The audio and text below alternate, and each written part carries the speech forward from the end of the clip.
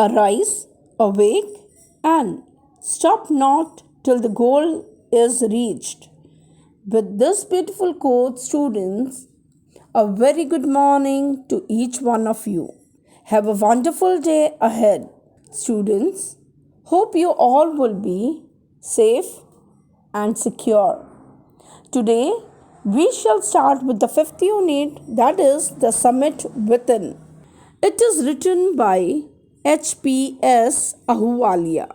This story is the experiences of Major H.P.S. Ahluwalia, a member of the first successful Indian expedition to Mount Everest. Ahluwalia was full of humility when he stood on the summit of Everest. He thanked God for his physical success. It was the highest of the goals for him. While getting down from the summit, he asked himself why he climbed Everest and what made him to do so. So here, let's start with our introduction on page number 76. Now I shall read before you read. That is the introduction. Major H.P.S. Ahluwalia was a member of the first successful Indian expedition of Mount Everest in 1965. How did he feel when he stood on the highest point in the world? Let us hear his story in his words. Climbing the summit, and summit means students peak, the top of the mountain, and then the more difficult task of climbing the summit within. Let's start in detail. Of all the emotions which surged through me, here the writer is speaking, students. That is Major H.P.S. Ahluwalia. He is talking about the experience while he was climbing and when he climbed the particular mountain. What did he face during that time? He is speaking in this particular chapter. Of all the emotions which surged arose suddenly, intensely. And summit means once again peak. It is also called as pinnacle. Now here, what happened? Of all the emotions which surged through me as I stood on the summit of Everest, looking over miles of panorama.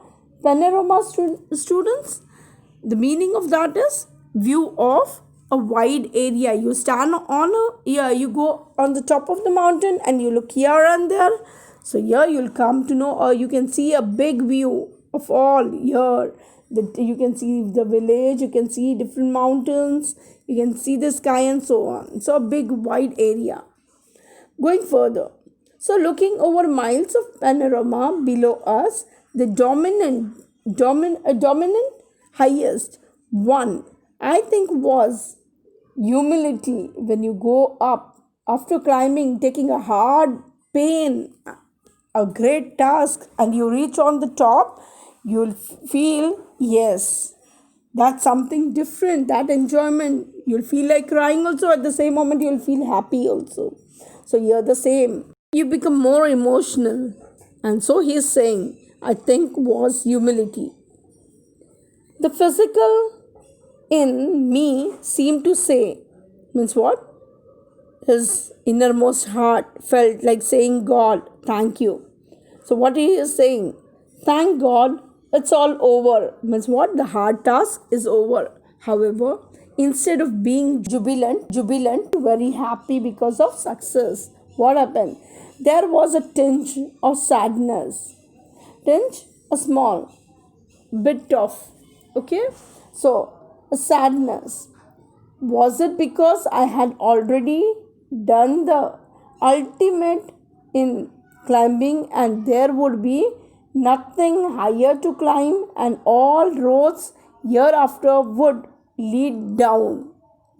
So here, students, he felt the highest peak in the world he had touched. Now there was not even a single mountain left, such a big one. Now, yeah, after that, the next para. By climbing the summit of Everest, you are overwhelmed, means very, very happy, very excited, overjoyed with emotions. So here, Everest, you are overwhelmed by a deep sense of joy and thankfulness. It is a joy which lasts a lifetime. Means you feel forever. You feel very happy. Yes, I had done that hardest task. The experience changes you completely. The man who has been the to the mountains is never the same again. For example, students, you have never visited Scotland, but if the moment you'll go over there, wow, what a grade! But never again you'll feel the same feeling what you will go for the first time. So here also it is the same thing. That particular feeling won't be back again. As I look back at life after climbing Mount Everest, I cannot help remarking about the other summit, the summit of the mind, no less formidable. Formidable student, inspiring or awesome or respectful, honorable, what greatness you feel after touching or climbing such a. So, no less formidable and no easier to climb, means it was the hardest of all for him. Next page, page number 77. Even when getting down from the summit, once the physical and exhaustion had gone, I began asking myself the question why I had climbed Everest. Why did the act of reaching the summit have such a hold on my imagination? So here he is asking, he felt for himself only why he did such a hard task.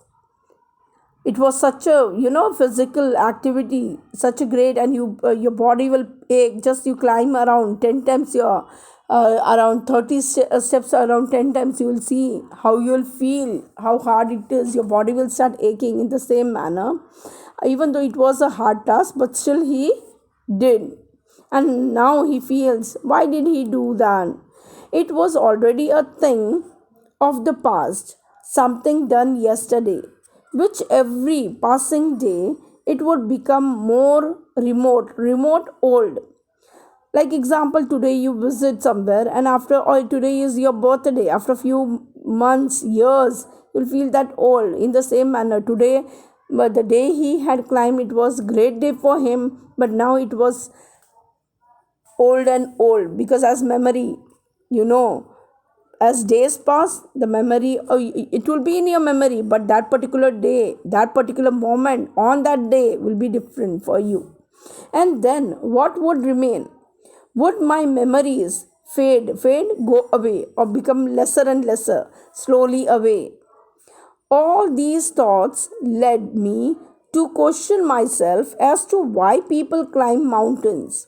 It is not easy to answer the questions. The simplest answer would be, as others have said, because it is there, means as mountain is present, so you're climbing. If the mountain only won't be there, why you will go? Why you will go that side? It presents great difficulties. Man takes delight, happiness in overcoming obstacles. Means what? When you do some hardest task, after that joy, after completion, you'll feel great. The pain, like example, your exam was supposed to come, you took hard work, you studied a lot, you got a wonderful percentage. Oh my gosh, that particular enjoyment will be totally different. The obstacles in climbing a mountain are physical. Yes, you require your hands and body to a moment of your hands and body. You require great work given to your body, and that is called physical. A climb to a summit means endurance. Endurance means what, students? Tolerance, stamina, sufferance, hard work, student. The demonstration of these physical qualities is no doubt exhilarating, as it was for me also. Exhilarating, very exciting. Initially, when you plan out, yes, I wanted to do something, I wanted to go, or you feel, yes, I will start doing some exercise or swimming activity, and after a grade around 3 months, you'll feel, oh my god, I'm a good swimmer. That particular moment will be different. Now, here going further, I have a more personal answer to the question. From my childhood, I have been attracted by mountains. Who was attracted? That is H.P. Ahluwalia. H.P.S. Ahluwalia. From childhood, what did he like? He liked mountains. I had been miserable, lost when away from mountains. Lost means what? He was very, his memories, or he wanted to go on the mountains. He had a willpower to, he had a will to go on mountains. In the plains, mountains are nature and its best. Their beauty and majestic pose a great challenge. And like many, I believe that mountains are a means of communion with God. Means what? When you go on mountain, student, just sit over there. No one is next to you. You'll feel very happy. You'll feel very pious. You'll feel very enthusiastic. Plus, you'll feel harmonious. Peaceful in your mind will be there. It is just as meeting God. So here he's saying, so the people climb mountains because they present great difficulties. Man takes delight to overcome all such obstacles. A climb to summit demonstrates the climber's endurance, persistence, and his willpower. And what they are talking again, that when this particular man was a child, at that moment he was attracted by mountains. For him, mountains were nature and its best. They have a challenging beauty as well as majesty. Majesty, grandeur. They are a means of communion with God. So here in the exam also, they may ask you question, why mountains are means of communion with God? Because you feel very happy, peaceful. Now I shall start with the new paragraph. Once having granted this, the question remains, why Everest? Because it is the highest, the mightiest, and has defied, frustrated, or resisted many previous attempts. Means what? Many people tried it, but it was not successfully done by them. Very rare people did that. It takes the last ounce of one's energy. Means what? After a great task, you are able to climb that particular mountain. It is a brutal struggle. Brutal, a very great, harsh. So here, going further, it is a brutal struggle with rock and ice. Means what? When you go on such a big mountains, what you'll get? Glaciers you'll get big boulder like rocks, and even the ice. But ice would be not as easy what you see. It is not snowflakes. Ice is also very hard. Now you're going further. Once taken up, it cannot be given up halfway even when one's life is at stake. Means what? When you climb the mountain after reaching such a great, around more than 8,000 feet. So in between, if you feel that yes, I should climb down, it's not an easy. In that, there can be mishaps also. You may fall, you may die, and many more things. So it's very hard task. The passage back is as difficult as the passage onwards. The moment you started and the moment you try to get down, So both the things are very, to go up is also not easy, and to return back again is not easy. Why not easy? One thing can be, it can be when you reach half the way or three-fourth of the mountain. After that, you'll feel, then also it's very, you'll feel so bad. And the other thing, you had a wish to go and touch the summit, but in between you come down. See how when you get down, after that, the whole lifetime you'll feel so bad. But once you touch the peak, that is a mountain summit, you feel so happy and rejoice. And then, when the summit is climbed, there is the exhilaration. Exhilaration, very exciting, very, very happy, rejoice in your life. The joy of having done something, the sense of battle fought and won. For example, students, if you want an ice cream, but no one is ready at that particular moment to purchase for you, you cry, you wanted anyhow, you had a great passion to eat at that particular moment the ice cream, but coincidentally someone comes and brings ice cream for you, you'll be so happy. In the same manner, that particular man, after climbing the mountain, is different. But here the difference in both the examples is what, to climb a mountain is more harder than to have an ice cream, students. Now here, let's go further. There is a feeling of victory and of happiness. Going further, students, next para.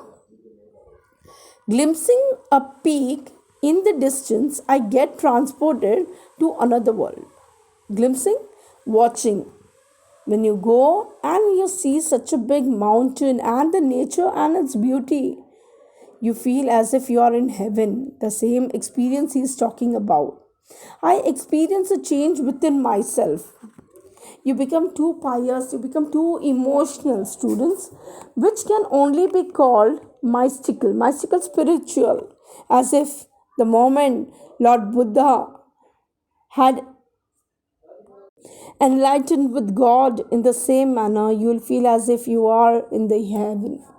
By its beauty, aloofness, might, rigidness, and difficulties encountered on the way, the peak draws me to it, as Everest did. Means what? Even it was such a hardest thing for him to do, so great difficulty, he would have died, but still he did. And why he did? Because it was Everest. He had a great wish to go and climb the mountain and to touch the summit. It is a challenge that is difficult to resist to control oneself. So here, let's go for the next para. Looking back, I find that I have not yet fully explained why I climbed Everest. So here, he is giving the answer to that. It is like answering a question, why you breathe? Yes, once you had a wish and that is succeeded, you feel, yes, like feeling the same as having your breathe. Why do you help your neighbor? Why do you want to do good acts? There is no final answer possible. Students, sometimes you are very, very good, helpful. Your heart, your emotions are. They say sometimes you are bad, your behavior is not good. But no, everyone has a good heart. Each one has goodness in within. So in the same manner, when you do such a great task, after that you feel great emotional, you become sensitive. Same thing happened over here. Let's go further. And then there is the fact that Everest is not just a physical climb, it's not just an exercise for him. The man who has been to the mountain top becomes conscious in a special manner of his own smallness in this large universe. So, here, when you reach such a grade, you feel as if you have done a great thing. You feel that one becomes conscious of one's own smallness in the large universe. Means even though such a great universe it is, you are the smallest out of that. But For you, it's a great thing. Going further, the physical conquest, hard task, fight, victory. The physical conquest of a mountain is only one part of the achievement. There is more to it than that. It is followed by a sense of fulfillment. There is the satisfaction of a deep urge to rise above one's surrounding. It is the eternal love for adventure in man. The experience is no merely physical, it is emotional, it is spiritual. Yes, yeah, once you climb such a hard mountain highly, so at that moment, what happens to students, as I told you prior also, you become more emotional, you feel spiritual as if God is over there or God is within you. You experience that. Humanity comes in you because you had accomplished your great task. Consider a typical climb towards the summit on the last heights. You are sharing a rope with another climber. You form in, once you determine, and you make a move further. He cuts the steps in the hard ice. Then he belays fixes what the rope in the ice, and you inch your way up. The climb is grim, not happy, not cheerless, frightful. You strain every nerve as you take every step. Once you get tired up, because after climbing such a big mountain, you get exert. Famous climbers have left records of the help given by others. They have also recorded how they needed just that help, else they might have given up. Breathing is difficult. You curse yourself for having let yourself in for this. Means what? When after climbing such a big one, in between you become negative, you become tired, and then you feel, no, now I shouldn't, I'm not able to, and you become more and more sad, and then you decide, no, I shouldn't. But then what happens? Suddenly a bright glimmering expectations comes in your mind, and then again you restart back further. Now here what happens? You curse yourself for having let yourself in for this.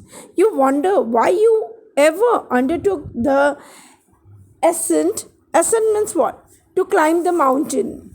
Ascent, there are moments when you feel like going back. It would be sheer relief to go down instead of up. Means sometimes you may get negative and then you may get down. So here, what happens over here?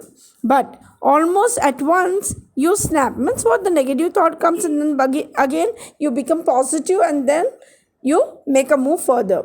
But almost at once you snap out of that mood. You come out of that mood. There is something in you that does not let you give up the struggle. Means what? Again you rethink and then again you restart your further climb. And you go on. Your companion keeps up with you. Means you two, both of you make a move further. Just another 50 feet. Means like example, I tell you to run from here, but what do? You decide, yes, a little more, and little more. In the same manner, they also decide, no, still 50 feet will make a move, or 100 maybe, and they decide, and then slowly they move further. They climb the mountain. You ask yourself, is there no end? You look at your companion, and he looks at you. You draw inspiration from each other. Means what? You look at each other and then take inspiration from each other. And then without first being aware of it, you are at the summit. Means at last you reach whatever your goal was, to touch the summit, to touch the peak. You complete. You accomplish whatever the goal you had set it up. Looking round from the summit, when you touch the summit and then when you reach at the peak, you can see the picture. The author and Fu Dorji on the summit of Mount Everest. You can see that how they are. They are happy. Now here what happens further. Looking down from the summit, you tell yourself that it was worthwhile. Worthwhile, justifiable or constructive, students. Other silvery peaks appear through the clouds. If you are lucky, the sun may be on them. The surrounding peaks look like a jewel necklace around the neck of your summit. Below, you see vast valleys sloping into the distance. It is an ennobling, dignified, or inspiring, enriching experience to just look down from the summit of a mountain. You bow down and make your obeisance. Obeisance, that is to give your respect or honor to God. You submit yourself towards God. Yes, how grateful you are to touch the peak and to see the nature, how wonderful the scene would be on the top of the mountain. So you bow down and make your obeisance to whichever God you worship and say thank God. After that, the next para, I left on Everest a picture of Guru Nanak. Rawat left a picture of Goddess Durga. Fu Dorji left a relic, that is, a statue of Buddha. Edmund Hillary had buried a cross under the crane, that is, a heap of rocks and stones or a pile of rocks or stones in the snow. So different people, when they reached on the top, so what did they do? They thanked God, and over there they kept whichever God they worship, they kept their idols or pictures. These are not symbols of conquest, fight or war or battle, but of reverence. Means it is only for thanking God to make them achieve their goal, to give them opportunity. Whatever they wanted to do, it was accomplished. So yeah, the experience of having climbed the summit changes you completely. Means after touching the Everest, so when you fulfill any of your goals, after that your feeling is totally different. You become more emotional as well as sensitive, and you learn a lesson from it. After that, what they are saying, there is another summit. It is within yourself. It is in your own mind. Means what? Every person, every day he has to fight a battle. He has to do some or other works in the life. Each day he has to take pain some days, and some days it goes very smoothly. So every person has to tackle some or other problem, difficulties in the world. So here going, so what he is talking, that there is another summit. It is within yourself, means inside your soul only, in your mind only. It is in your own mind. Each man carries within himself his own mountain peak. He must climb it to reach to a fuller knowledge of himself. It is fearful and unscalable, means you cannot count, you cannot complete it easily. So here what is he telling, that it cannot be climbed by anyone else. That means you only have to tackle, and you only have to go further. Whatever the problems will come, you have to solve, and you have to move further. You yourself have to do it. The physical act of climbing to the summit of a mountain outside is akin to the act of climbing the mountain within. Means what? Equal. Akin means what? Equal. So here, what they are saying, students, that this particular summit, to climb a summit, was a physical activity, was even that was very difficult for him. So in the same manner, in our life also, there are many hurdles. They are very difficult, but we have to tackle it, we have to solve it physically or emotionally or spiritually, and climb it and to cross it out. The effects of both the climbs are the same, whether the mountain you climb is a physical or emotional or spiritual. The climb will certainly change you. It teaches you much about the world and about yourself. Means when you tackle the situations or any problems, At that moment, what happens? It teaches you one lesson. You take an experience and you solve the problem. You find out the solution and you make move forward. So here, after that, the last para of the chapter, I venture to think that my experience as an Everester has provided me with the inspiration to face life's ordeals resolutely. Climbing the mountain was a worthwhile experience. The conquest of the internal summit is equally worthwhile. The internal summits are perhaps higher than Everest. So, according to the writer, his experience as an Everester taught how to face the difficulties with strong determination. It also taught him to look within at the internal summit, which is higher than the Everest. Means what, everyone had to face problems, but how you face and how you tackle those difficulties, it is up to you, and to gain victory over it with happily or with full happiness. So, here climbing a peak means endurance, persistence, and willpower. The demonstration of these physical qualities is exhilarating for a climber. The experience, apart from being merely physical, it was emotional as well as spiritual. It surely presents great difficulties. However, the Everester takes delight in overcoming obstacles.